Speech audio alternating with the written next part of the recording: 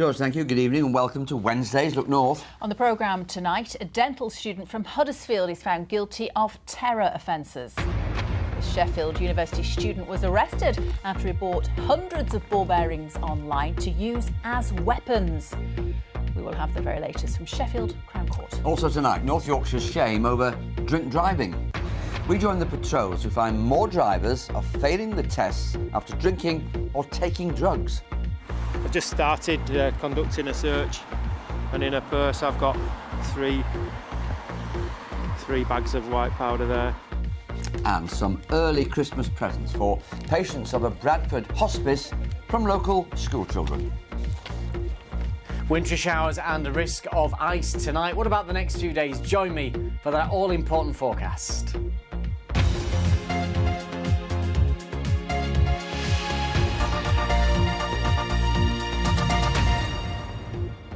Hello. So first tonight, a dental student from West Yorkshire accused of plotting an act of terrorism has been found guilty. Mohammed Awan was arrested following police raids in Huddersfield and Sheffield earlier this year. Counter-terrorism police say they don't know precisely what he was planning, but moved in on Awan after he purchased 500 ball bearings online. Now, information about how to use them in an attack was found in material he had downloaded. Tom Ingle was in court. Harry, tonight, 3 guilty verdicts at Sheffield Crown Court. Let me take you back to this summer where we had 2 raids on properties, one in Huddersfield and one in Sheffield. Both were connected to 24-year-old Mohammed Awan. Now, counter-terrorism police have told us they recovered a significant amount of material at these properties: laptops, mobile phones, USB memory sticks, and also an awful lot of data, they say, connected to terrorism offences. Now, regarding one of those memory sticks, Mohammed Awan said that belonged to his brother Rizwan Awan, who had joined the so-called Islamic State group in 2015 before killing dozens in a suicide bomb attack in Iraq in 2016. Mohammed Awan said he'd kept his brother's memory stick for sentimental reasons. But counter-terrorism officers also said they recovered 500 ball bearings from one of the properties, and they'd looked online at the material Awan had downloaded and said it referred to how those ball bearings could be used in an attack. Again, in his defence, Awan had said he was a keen fisherman, had been researching new ways of hunting. Tom, give us a few details about what happened in court today. Well, it was a very short hearing, Harry. This was the culmination of a 3.5-week trial. The jury had been deliberating for around about 4 hours when they returned to court just after 2:15 to return those 3 guilty verdicts. Awan was found guilty of engaging in preparation for an act of terrorism and 2 offences of possessing a record of material likely to be of use if you're preparing an act of terrorism. Now, the judge thanked the jury and discharged them. He confirmed that Mohammed Awan will be sentenced exactly a week today. Did his family have any reaction at all? Well, they've been in court supporting their son all the way through this trial. We spoke to his mother very briefly outside the courtroom. She said, "We will fight this. It is very unfair. This is his big brother he has paid for." Then they left the court clearly in a state of some distress. Meanwhile, Mohammed Awan left court with no emotion as he was led from the dock. Tom, thank you very much indeed. And next tonight, a 15-year-old boy has admitted causing the deaths of 5 people who were killed when the stolen car they were in hit a tree in Leeds. 3 of those who died were children, the others 2 men in their 20s. The teenager, who can't be named for legal reasons, appeared via a video link at Leeds Crown Court this morning. Heidi Tomlinson has the details. A permanent reminder of the children whose lives came to an abrupt ending when a car crammed with 6 people crashed into this tree a few weeks ago. At Leeds Crown Court this morning, the driver of that car admitted responsibility for killing all of his passengers. Today, via a video link, a 15-year-old pleaded guilty to 5 counts of death by dangerous driving. As he did so, a member of public sitting in court began to weep. The judge will sentence him next month, but told him today that it's likely he'll be locked up for a long time. The teenager, who can't be identified, was driving a stolen Renault Clio down Stonegate Road in Leeds when it careered into a tree, causing the deaths of 2 adults and 3 children. They were 12 and 14-year-old brothers Ellis and Elliot Thornton Kimmett and 15-year-old Darnell Hart. 24-year-olds Anthony Armour and Robbie Meeran also died. In court, the judge said when sentencing the 15-year-old, he'd take into account what the young driver was thinking and feeling immediately before the collision. He was remanded in custody until the next hearing in January. Inevitably, this location has become a shrine to the men and boys who lost their lives so suddenly and so young. The funeral for the two youngest victims, brothers Elliot and Ellis, will be held tomorrow. Heidi Tomlinson, BBC Look North, Leeds. Do stay with us because later on Look North. Protesters are up in arms in Harrogate. The council's deciding whether to give the go-ahead for 3,000 new homes. We'll hear why some people object.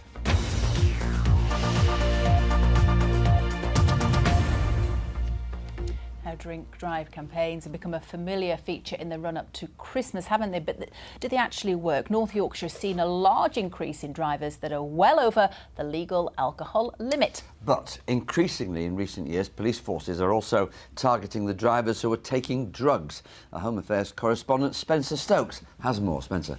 Yes, Harry, we've been looking at the problem in North Yorkshire, where there's been a sharp rise in the number of people caught drink driving. 3 years ago, in 2014, 12 people were arrested as part of the force's drink driving campaign.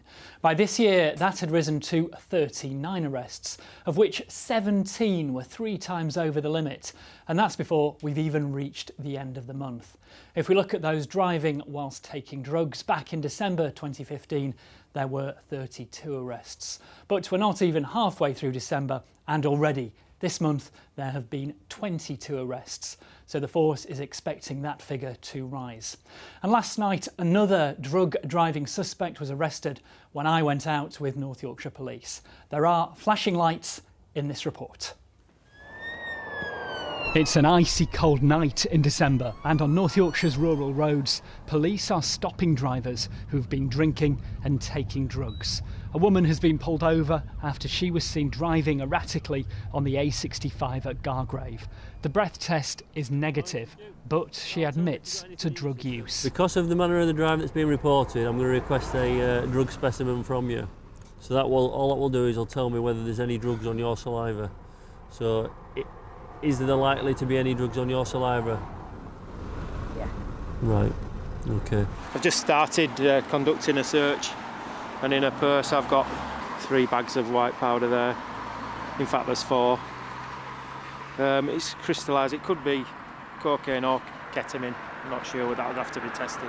For decades now, police forces have run Christmas drink driving campaigns right through December. In recent years, though, there's also been a focus on drug driving, stopping motorists and using new technology to see whether or not they've been taking illegal substances. But high-tech tools are still backed up with more basic methods. So the suspect is put through a field impairment test that checks her ability to walk in a straight line and hold her balance. This roadside assessment could provide evidence that would help convict a suspect. You've conducted this test poorly, so you're now under arrest on suspicion of Section 4, being unfit through drink or drugs. At some point on her journey, she could have potentially driven into another vehicle and caused a serious or fatal collision. Because she was driving so erratically? Yeah, and because she was totally unaware of her own actions. And this wasn't a local journey, was it? No, this is from Bradford to the Lake District, so you can imagine how many events along that journey she potentially might have had. The suspect was arrested on suspicion of possession of a Class A drug and on suspicion of driving whilst unfit through drink or drugs. She faces the prospect of a driving ban and will appear at Skipson Magistrates Court in the new year. Spencer Stokes, BBC Look North, Gargrave.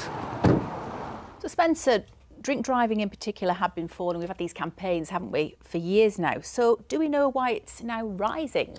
Yes, police say they'll never know exactly how many drink drivers there are out there, and just because the figures are going up doesn't actually mean more people are doing it. They say they've been on some pretty intensive training schemes recently, which has made it easier for them to spot the drink drivers, look for the signals that might suggest somebody has been drink driving. And I was talking to Andy Ingram, who we saw in my report there, and he was saying he has some idea in his patch of who the regular drink drivers are, and he will look for opportunities to stop them to see if he can catch them. With the drugs, it is more simple. That is simply the new technology that's been rolled out over the last 2 or 3 years that allows drugs like cannabis and cocaine to be tested when a person is stopped by simply taking a swab of their saliva. Spencer, thank you so much. More news now. Sheffield Council has this evening decided not to spend £500,000 saving memorial trees. Now, the trees were originally planted on Western Road as a living memorial to local soldiers who died in the First World War. People living in the area wanted to keep them. There was a heated council meeting today which was adjourned at one point because of shouts from the public gallery. The council says if it saved the trees, it would have to find £500,000 from other budgets, and they are planting 300 more. Yes, you can put a tree in its place. It's going to take 100 years or more to grow to the stature that the current ones have. And of course, we'll all know that it wasn't the original tree. And so, you know, the argument from the campaigners' point of view is let's nurture, let's care for these old trees. They could last, you know, another 100 years or more. We will be maintaining that presence of trees and that memorial going forward. A number of those trees were replaced in the 1940s. What we're doing is exactly the same as happened in the 1940s. If people hadn't replanted some of those trees, replaced those trees in the 1940s, we wouldn't have all the trees that are on that street now. Figures out today show the number of people out of work in our region has increased. The jobless total in Yorkshire and the Humber has risen by 4,000, now stands at 131,000. Nationally, there has been the largest drop of people in work since 2015 as unemployment falls to 1.4 million. Sheffield Hallam MP Jared O'Mara has limited the work he's doing on the advice of his doctor. The politician hasn't been seen publicly since a row over an alleged incident at a Sheffield nightclub in the summer, which he denies, and since apologising for a series of online offensive comments. He's currently suspended from the Labour Party. His office has said he's not attending Parliament at the moment, but he and his staff are dealing with casework inquiries. The Labour Party appointed him to this position, and so I think they do bear a continuing duty of care towards him to make sure that he is supported, as well as to the people of Sheffield Hallam in making sure that they get the representation that they deserve.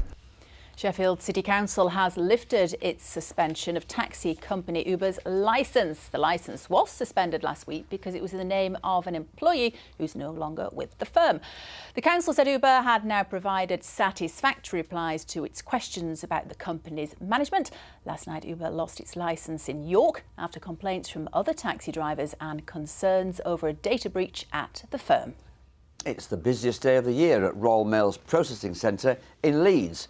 More than 4 million Christmas cards, presents and letters from across Yorkshire are passing through the sorting office in Sturton today.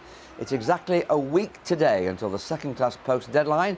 Meanwhile, the last day to post first-class mail is Thursday, the 21st of December. Don't forget. Get on with it, Harry. Now, a Sheffield student with cerebral palsy says he gets rejected from bars every time he goes out because bouncers mistake him for being drunk. Now, last week, Rhys Goodwin was stopped on his way into Yates's Wine Bar in York for a family Christmas lunch. He's spoken out about the issue for the first time to our reporter, Ali Fortescue.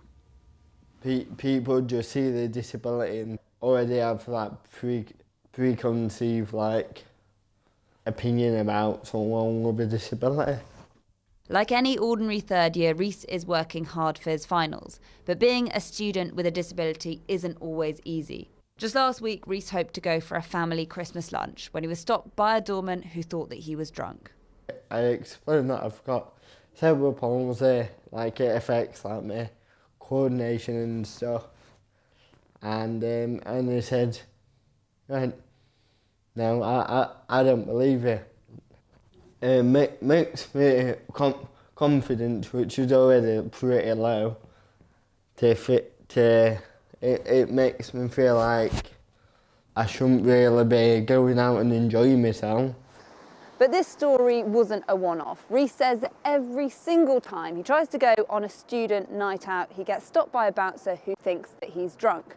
But what was so difficult about the incident here at Yates in York was that it wasn't a night out. He was singled out at a family lunch in the middle of the day. A lot of disabled people will experience being pointed out. And according to an organisation that helps disabled people, stories like these are all too common. Disabled people face loads of barriers going about their daily life, trying to access shops, cafes, but with the right kind of level of awareness and acceptance, you know, a difference can be made. Yateses say that they hope they can take those steps. They told us there was a confusion regarding Reese's condition, but say the group was asked to leave because of the confrontational behaviour of Mr Goodwin's party. They say they've contacted Reese to apologise and discuss what more can be done to avoid similar confusion in the future. I'm 21 years old. Treat me like a 21-year-old. That's all I want people to treat me like, not a disabled person who talks a bit weird. That's it. Reese hopes that speaking out means lessons will be learned and that he can enjoy his last year at university like any other student. Ali Fortescue, BBC Look North. Next tonight, protesters have gathered in Harrogate this evening to show their opposition to plans to build 3,000 new homes in the North Yorkshire countryside. Yes, residents from the three villages of Greenhammerton, Kirkhammerton and Wixley, which lie between York and Harrogate, say the new houses would create a town the size of Tadcaster without guaranteeing any new jobs or amenities. Well, the protests came ahead of a meeting of Harrogate Borough Council to approve a new local plan which earmarks land near Greenhammerton for the large development. Olivia Richwald has this. Under the twinkling Christmas lights of Harrogate's Royal Hall, village had come to town. These residents were protesting against plans for a development the size of Tadcaster. It came ahead of a meeting of Harrogate Borough Council to approve a new local plan which earmarks land for 3,000 new houses. And this is the site, green fields adjacent to the village of Greenhammerton. A community of 600 people here could become 10 times that big if the plans go ahead. It'll be devastating for the villages. We are small communities, we enjoy a very nice rural lifestyle, and that's why people come to live in a village. They don't want to live in a town. We accept that there's a higher rates to pay, the facilities aren't as good, but that's part and parcel of living in a village. A development here would give the new homeowners access to Harrogate, York and Leeds. There's a railway station and it's close to the A1. But residents say 3,000 homes is simply too big and the facilities can't cope. I think that it would be wrong of us not to recognise that those areas will change. I've always said that anywhere that has new development, particularly of this size, will see a change in character, but this isn't anything new. All of our homes were at one point new build homes. We're not just talking about a lot of houses in one area. We're talking about a fully functioning new community that pays respect to those nearby it as well. I've just come out of tonight's council meeting. We don't have a result yet. It is ongoing. It's been a very contentious issue and in fact the meeting was moved from the council's office to Harrogate's Royal Hall to accommodate a large number of members of the public.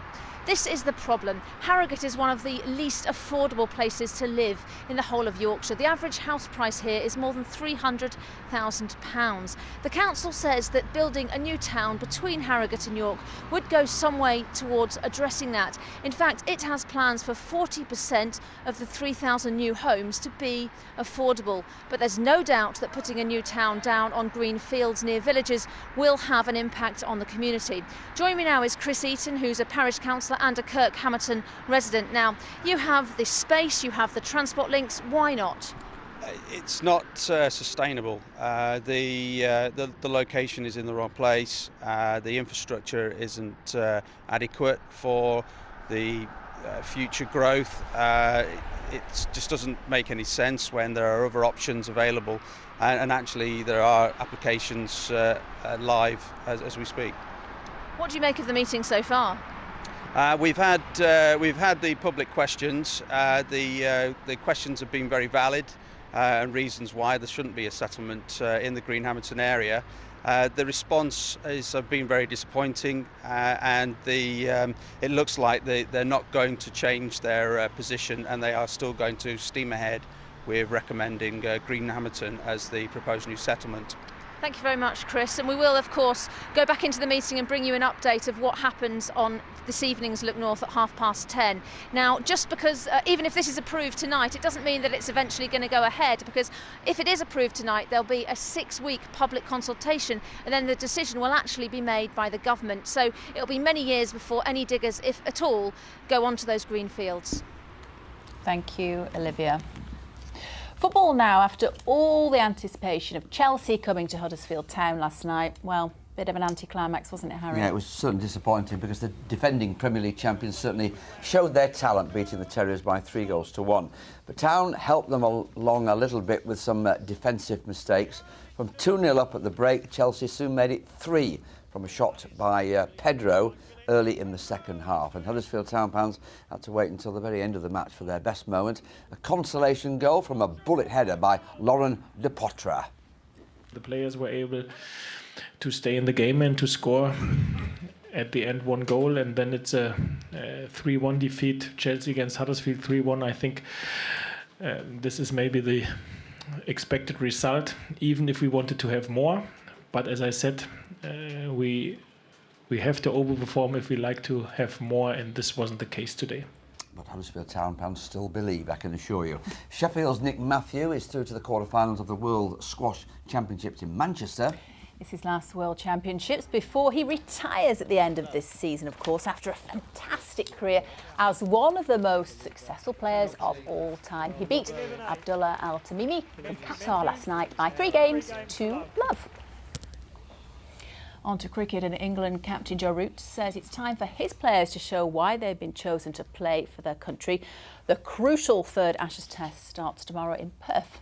Let's give them a good hiding, shall we? Australia already lead 2-0, so a victory for them would mean they win the series. Yorkshireman Root is calling for a big performance from his team. As a group, I do believe, I genuinely believe that we've got a really good opportunity here, and we've done some really good things in practice, and we've spoke really well as a group, and we know exactly how we need to go about things this week. So it's just making sure we put that into practice and guys stand up and deliver when it really matters. Good luck to Joe tomorrow. Now, we've already had a number of items showing us the true meaning of Christmas, haven't we? But this next one takes some beating. It's all about some generous primary school children helping make Christmas a little bit special for patients at the Marie Curie Hospice in Bradford. Well, one of the children from Hoyle Court Primary, whose great-granddad was cared for at the hospice, came up with the lovely idea of raising money for some specially selected gifts. Our reporter Shirley Henry went to meet them. Santa Claus arrived early for patients at Marie Curie Hospice in Bradford, well, in the form of 12 pupils from Hoyle Court Primary in Belden. The children raised £400 to buy each patient a special Christmas gift. We get presents, and they might not celebrate it as much as us, and it's nice to just give them out and make them happy. I basically just like giving people and making them happy. 9-year-old Benjamin came up with the idea after his great-granddad was cared for at the hospice. Happy Christmas. Thank you so much. It was because his great-granddad was in here 2 years ago, and I think he saw then how kind and caring the staff were here. Here's your card. Thank you so much. Well, it's fun, and I wanted to see them smile, and I saw them, and it was really nice. I think it's a good lesson for them, and I think, to give, it's giving. And I just think it just cheers everybody up, Marie Curie Hospice helps people living with a terminal illness make the most of the time they have left. It's hoped the children's visit will be a memory they'll treasure. It helps them see, in a very real sense, that they can contribute, that they can make a difference in a small way to people's lives. So you take that Fausto, and then we're going to give the first patient their presents. There you are. That's so sweet. The best part today was seeing people smile. This may be the last Christmas, but it makes them feel a lot happier and a lot more settled to know that other people are thinking about them. The tidings we bring In the future, the children plan to spread more Christmas joy to hospices across Yorkshire. Shirley Henry, BBC Look North, Bradford. Wonderful gesture. Yeah, Fantastic, gorgeous, that. gorgeous, lovely. Now then, let me show you this. Izzy Shaw has sent us a weather worm. Let me tell you about the weather worm, because it's remarkable, is this? Because if I'm wet, it's raining. Yeah. If I'm moving, it's windy. Right. If I'm white, it's snowing. Okay. And if you can't see me, it's foggy. Oh, I like that. Let's have tonight's weather guest. Does it work? Well, it's got to be better than you. Did it forecast the snow at the weekend? Obviously. Yeah, Correctly. obviously, right, we're out of a job. Let me show you a couple lovely. of pictures. And it was a Bradford City one as well, wasn't it? It looked that way, yes. It did. Let's have a look at the two pictures that I've chosen from the last 24 hours. That's a very young River Aire. I think that's called Aire Springs, but I'm sure you'll correct me if I'm wrong. That's up there at the beautiful Malham Cove. And the second picture that has come in is East Riddlesden Hall near Keighley. No better place in Yorkshire, of course. Absolutely. That's from Damien. Keep the pictures coming in. Paul the Weatherman on Instagram, at Hudson Weather on Twitter, or the bbc.co.uk/Weather Watcher website. OK, tomorrow looks cold and showery. Some of the showers will be of sleet, rain, a bit of snow, perhaps over the hills. We've got a westerly for the next couple of days. Then temporarily the northerly returns for Friday and Saturday. But certainly the trend into next week is for milder conditions on the run-up to Christmas. We've got a number of showers showing up on the radar picture. They're going to turn to snow. It's going to be fairly tricky for a time over the Pennines. There's a warning out for those. There's also a warning out for ice on untreated surfaces. Generally speaking, we are looking at temperatures around freezing point. That is 32 degrees Fahrenheit. A windy night throughout. So the sun rises in the morning at around about 8:17, setting at 3:45. Your next high water time is in Whitby at 10 to 1 in the morning, Bridlington at 1:30 this morning. So there will be a number of showers across western and southern areas from the word go, but they will tend to become confined to the Pennines. Still a wintry mix in the morning, some sleet and snow if you're making a journey across the Pennines, the Snake Pass, Woodhead Pass, M62, quite tricky for that breakfast commute. To the east of high ground then, after those early morning showers, it becomes dry with some sunshine. Now it's going to be windy in the morning. That wind will ease through the afternoon. Nevertheless, it is going to feel cold, unusually cold for a westerly. 4 Celsius is 4 degrees below average for the time of the year.